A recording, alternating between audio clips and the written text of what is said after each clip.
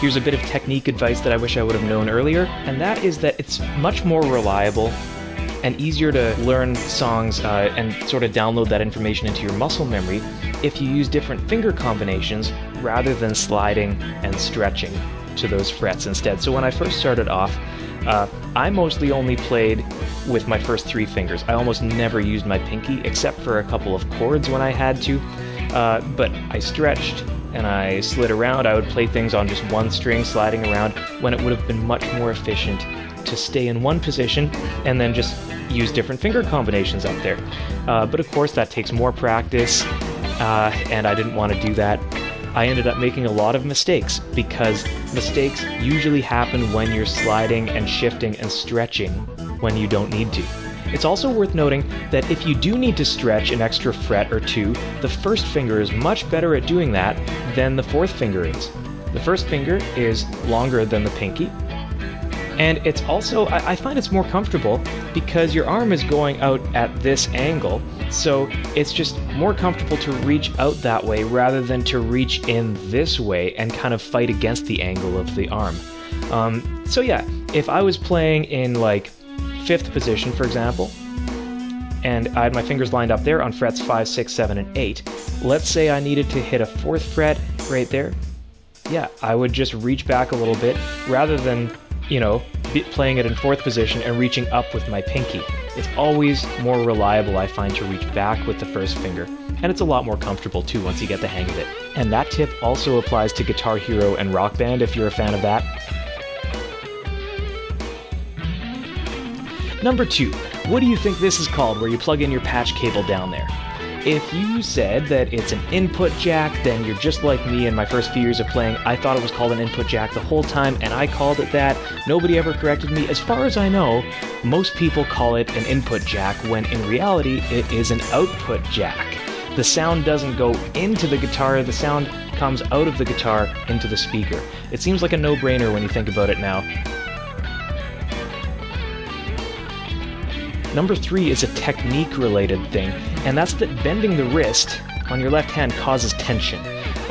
So your wrist is going to get real sore if you're bending it too much, and that's usually done when you're reaching from one fret to another a great distance. You think that bending your wrist is going to make that easier, when in reality, it's all about getting the fingers to spread apart from each other, and your wrist doesn't really have to adapt to that in any way. You can actually reach most things on guitar with a straight wrist. So I used to practice just, after I started developing hand pain, I had tendonitis and all this stuff going on, and it was really not fun.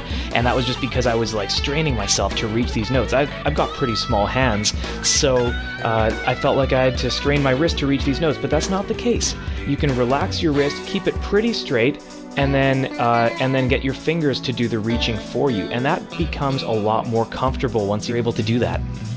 One thing that I remember doing when I was trying to get that was I would practice with my wrist right up against the music stand, and so I'd try to keep it straight, and if it bent a little bit too much, I'd be able to feel it against the metal of the music stand, and that would kind of help me snap out of it and realize, oh, you're bending your wrist a little bit too much.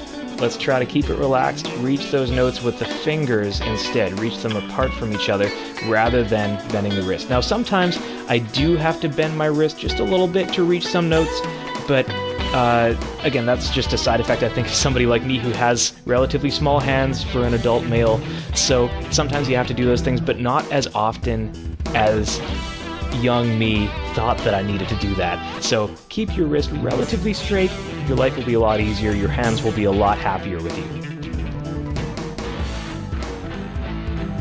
I would say to keep the strap length short on my guitar, because I used to think it looked really cool to have the guitar hanging low and to be like playing it around your knees, and a lot of my friends were into punk music back then. I wasn't really, but I thought the look was cool, so when you play that low, it's really hard to get precision with your picking, and like you're reaching down, and it's just not very comfortable.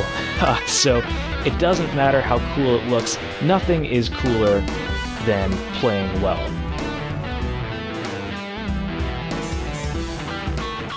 Alright, moving on.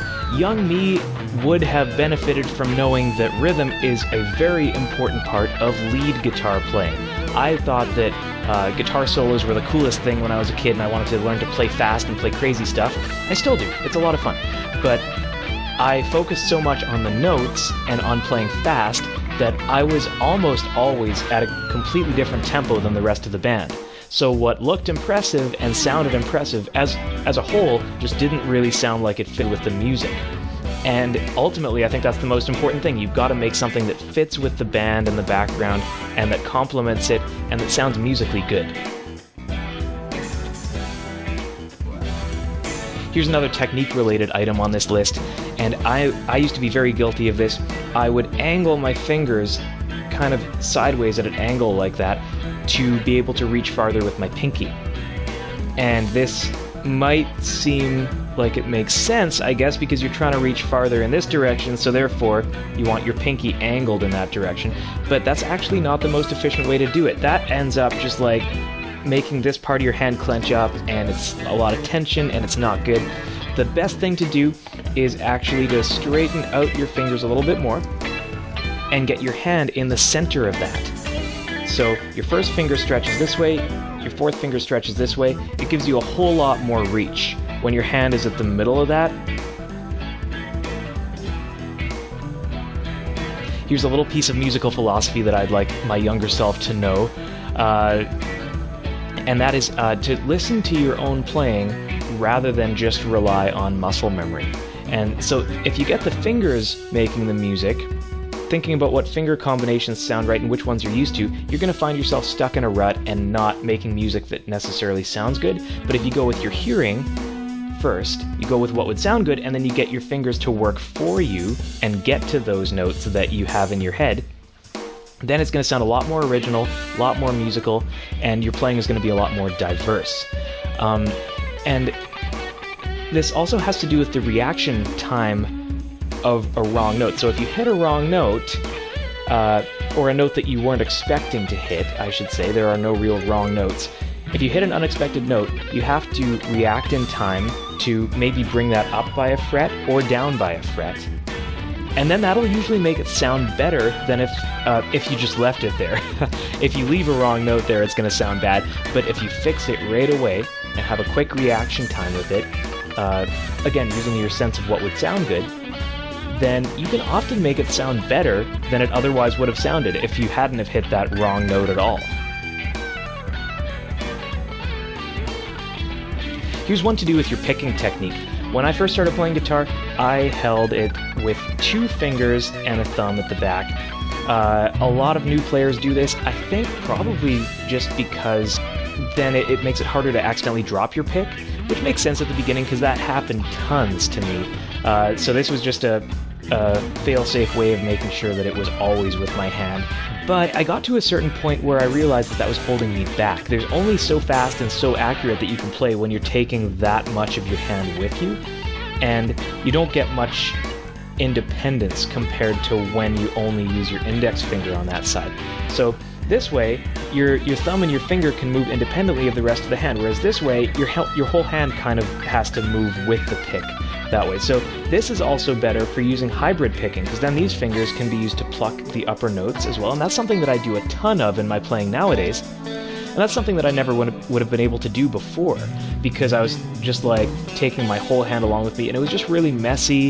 It was a lot of extra weight to carry around every time I wanted to pick a note.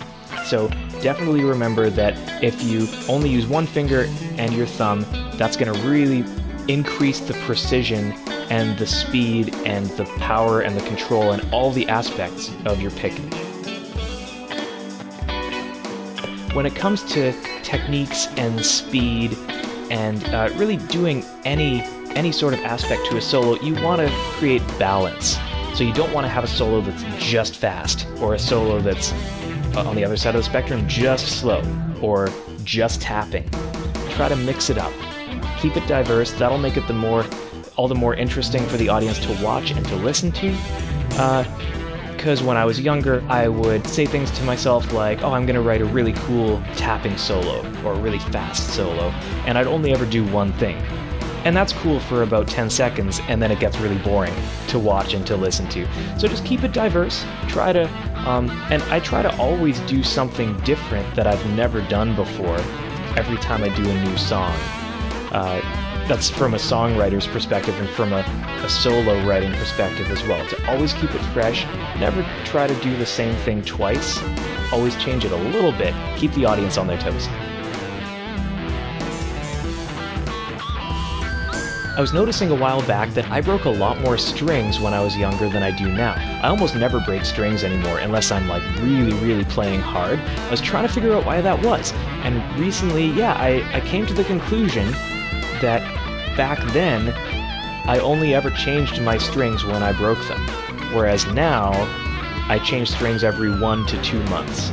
Sometimes even less than that, because fresh strings always feel better, and you know that they're not just a ticking time bomb waiting to break on you. So get in the habit of changing your strings all at once. There's no better feeling on guitar than getting a fresh set. All 6 strings are going to be the same age, and they're all going to have the same tension and the same sound quality to them, rather than just like, if you're always changing them just one at a time whenever they break or whenever they're starting to get old, you never have that consistency of sound and feel among the strings. So I'd say that every 1 to 2 months, depending on when you can afford to do that and when you have the time for it, change the strings all at once. It'll make your playing a lot more comfortable and better sounding, and you'll pretty much never have broken strings to worry about. Now, whenever people talk about good versus bad guitar technique, usually what they bring up is the thumb. Some people say that the thumb should always be up. Some people say that the thumb should always be at the back of the neck like this. That's kind of the classical way of doing it. And, you know, up here it's more used for like blues and stuff, and people are very opinionated about that. I've come to find out that neither way is absolutely perfect. Because sort of the general rule that I've narrowed it down to is that the thumb needs to provide balance for the hand in whatever it's doing and whichever direction the fingers are pushing. So, if your fingers are pushing down into the strings, then it makes sense for the thumb to be at the back, because your fingers are pushing down, your thumb is going to be pushing up, sort of in the opposite direction. Whereas in blues, they're doing a lot more bends. So if you're bending a note, your fingers are no longer just pushing down into the wood, they are pushing across the fret at a 90-degree angle up that way. So you need your thumb providing balance by pushing back. So basically, whatever the main direction is that your fingers are focused on pushing, it's really going to improve your playing and your technique if your thumb is pushing the opposite way. It's just providing balance. As long as your hand isn't like really clenched like that, you want to give yourself, give your fingers and your palm and all that, give it some space, keep it relaxed, and don't push harder than you need to. I think that's the biggest problem with technique, is usually people have their thumb up when it's doing nothing, and then their hand just like clenches around it like they're carrying their guitar or something. Now, I've suffered from stage fright in some form or another for most of my life. That was a big problem when I was a kid and I started doing like music festivals and stuff like that. I freaked out anytime I had to get up in front of people and would just freeze up. So what's really helped me is to simulate my performance environment when I'm practicing. When you get up on stage, you're distracted with all these other thoughts and all these anxieties, and then your guitar becomes a secondary priority in your brain. So the problem there is then you're focused on these top priorities and you can't quite focus on your secondary priority, which is the guitar. It's a mess. It feels different. Whereas when you practice, most people make their guitar the number one focus. So you're not going to have that when you perform on stage. There's always going to be other things that your brain is kind of bouncing back and forth trying to figure out how to cope with. So with that in mind, the way that I practice now is I practice distracted. I practice focusing on the TV, or talking to somebody in the background, or just talking to myself, honestly, while I'm playing guitar. That gives you a much more laid-back, casual approach to the instrument. So when it comes time to get up in front of people and perform, you're used to that. Your brain can handle the other things and then just kind of do the guitar stuff as a secondary process. Now this one applies to guitar players who play live. If you're running and jumping around on stage, it's like trying to hit a moving target when your guitar is kind of bouncing all over the place, so it's good to maintain as much contact with the instrument as possible. I like to keep these fingers pressed on the body of the guitar or even on the first string so I can feel where it is, as long as I'm not playing the first string, obviously. And then the back of my hand will rest on the other side of the instrument. And then the notes that I'm picking are in the middle, so they don't have anything touching them. So it kind of makes this little bridge shape. It just goes up and across, so then I can feel where all the strings are, and even if I'm moving around on stage, that's going to keep me in the same place on the instrument. That is a great way to get your playing more precise and just make it more comfortable to play even when you're moving around. Now, generally a good piece of advice to give any musician is to practice to a metronome and get really comfortable playing to one, because you don't want to put that off until you suddenly and unexpectedly need to be able to play to a metronome. That happened to me. I was suddenly in a studio environment where I needed to be able to do that, and studio time can be expensive to book, unless you're running it out of your own basement, which we weren't. So it just really put me on the spot and freaked me out because I had never practiced to a metronome. I didn't think I needed to. I was like, I'm good. I can play anything just fine without that annoying beep beep beep. And and then I immediately regretted that. So practice it ahead of time because you eventually will need to. I find that happens to pretty much every serious musician, is you will eventually need to, and then you'll regret not working at it. So get ahead on that and start practicing to a metronome. And even if you're not a recording musician or you don't plan on being one, it's just a great way to increase your coordination between your right and your left hands and to just get your playing sounding a lot more precise and clean. So there's really no downside. Practice to a metronome. That is very, very important. Do that. Here's one more that's really useful for performing, and that's to make sure that as soon as you put your strap on, or even before you put your strap on, make sure that it's straight. It's very uncomfortable to play when this is all twisted around and poking you in the back, but more importantly, if you start playing and your strap is upside down at the bottom, then as soon as you put it on and drop the weight on it, it's going to come right off. That happens very often to people who don't pay attention. So that can be freaky when your expensive guitar that you love so much plummets towards the ground, and it's embarrassing and horrible. So just make sure that it's on straight, double check it, give it a couple good tugs, and then you can drop it and start playing. So thank you so much for watching. If you liked the video, like and subscribe. I'm trying to get my YouTube channel a little bit more off the ground now, so it would be great if I had an audience that enjoyed the content. So again, thank you, and we'll talk to you next time.